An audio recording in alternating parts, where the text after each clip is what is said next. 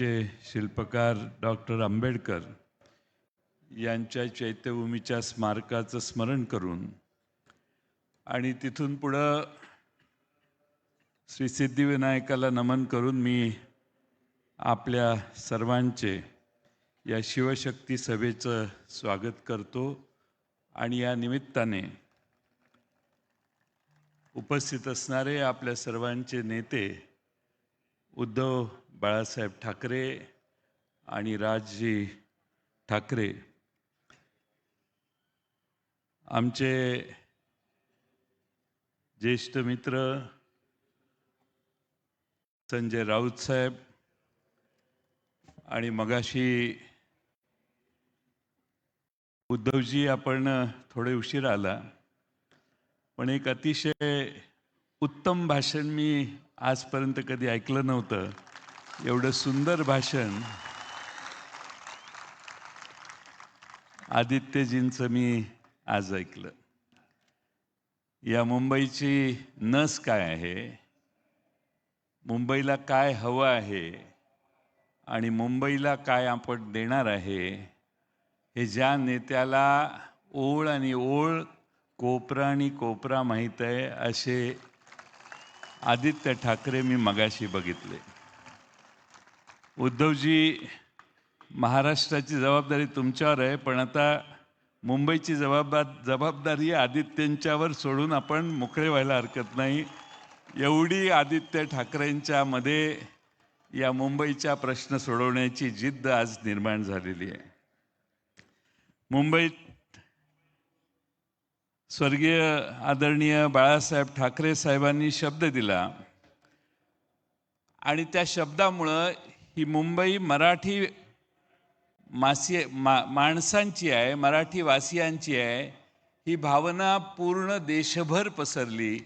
त्याचं एकमेव कारण स्वर्गीय बाळासाहेब ठाकरे. ते होते म्हणून या मुंबईमध्ये मराठी माणूस स्वाभिमानानं ठामपणानं उभा राहिला. हे आजही महाराष्ट्रात कुणीही विसरता कामा नये. खरं म्हणजे मागचं पोस्टर बघून मला मनापासून आनंद होतोय.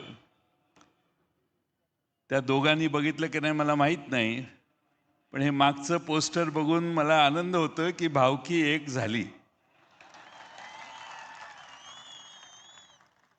मी कालपासून मुंबईतल्या अनेक प्रभागामध्ये फिरलो.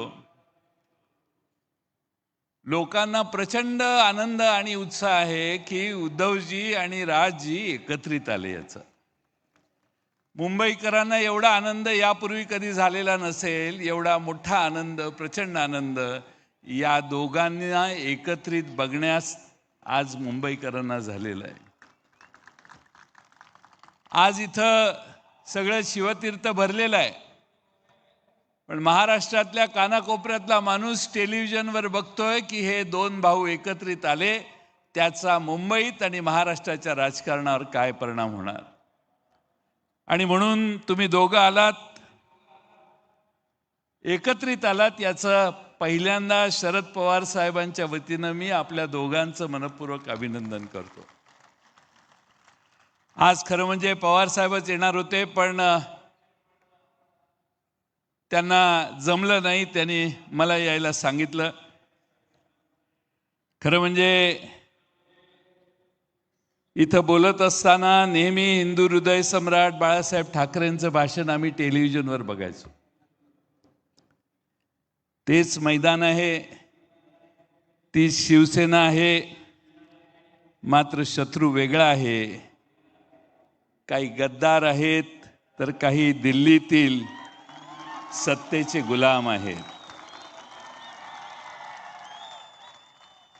आणि मला खात्री आहे की मुंबईकर या सगळ्यांना खड्यासारखं बाजूला ठेवल्याशिवाय राहणार नाहीत. खरं म्हणजे फार वर्षापूर्वी 19 जून 1966 याच शिवतीर्थावर शिवसेनेची स्थापना झाली. त्यावेळी इथल्या एका कट्ट्यावर माझे नेते आदरणीय शरद पवार साहेब यांनी त्यांची पहिली सभा कट्ट्यावर बसून भाषण त्यांचं ऐकलेलं होतं. दोघांचे संबंध अतिशय जिव्हाळ्याचे कायमचे राहिले,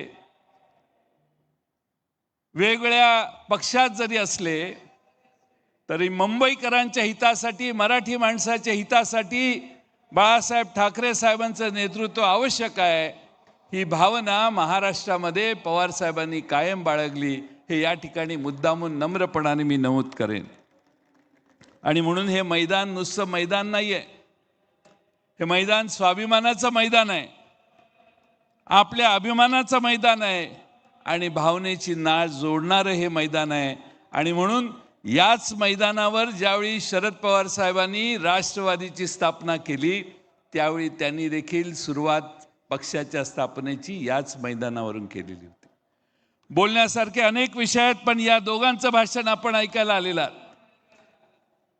आणि त्यामुळं बाळा नांदगावकर सारखे जास्तच मान हलवायला लागलेत म्हटल्यावर मला इशारा मिळालेला आहे.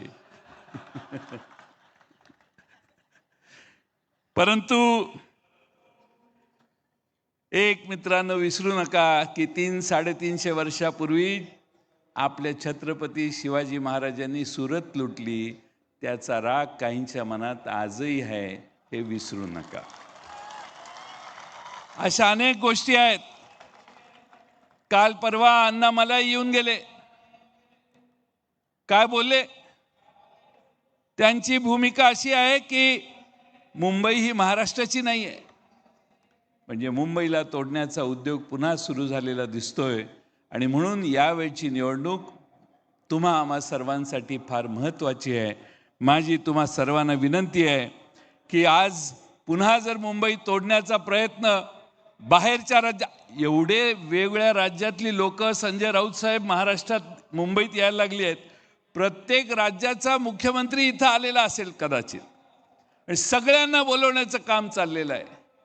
पण उद्धवजी, मी तुमचं राजजी तुमचं अभिनंदन करेन. तुम्ही तुमच्या जीवावर ही निवडणूक लढवताय, राष्ट्रवादीची तुम्हाला साथ आहे आणि म्हणून तुम्हाला महाराष्ट्रात मुंबईच्या सामान्य माणसाला विश्वासात घेऊन ही निवडणूक लढवल्यामुळे तुम्हाला यश मिळेल, यात माझ्या मनात काही शंका नाही.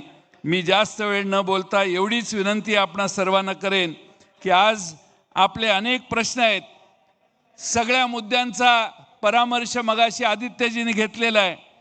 पण जेव्हा मुंबईतल्या माणसाला मुंबईचं घर नाकारलं, या भूमिपुत्राला घर नाकारलं तर ठाकरेंची आठवण येते.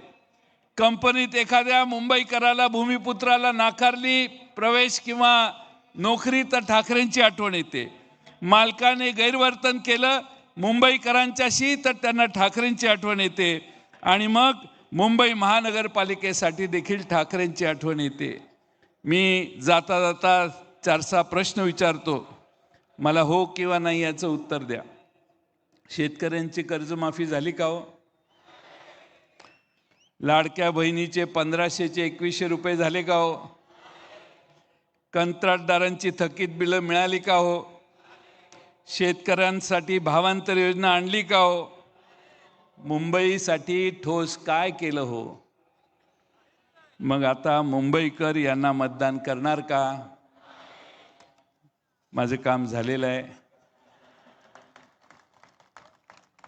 मुंबईचा महापौर ठाकरे बंधू ठरवतील, हा विश्वास मी व्यक्त करतो आणि आपल्या सगळ्यांची रजा घेतो. धन्यवाद.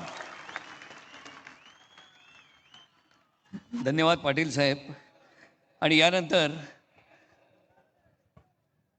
मी विनंती करतो महाराष्ट्र नवनिर्माण सेनेचे अध्यक्ष राजसाहेब ठाकरे यांना की त्यांनी या सभेला मार्गदर्शन करावं.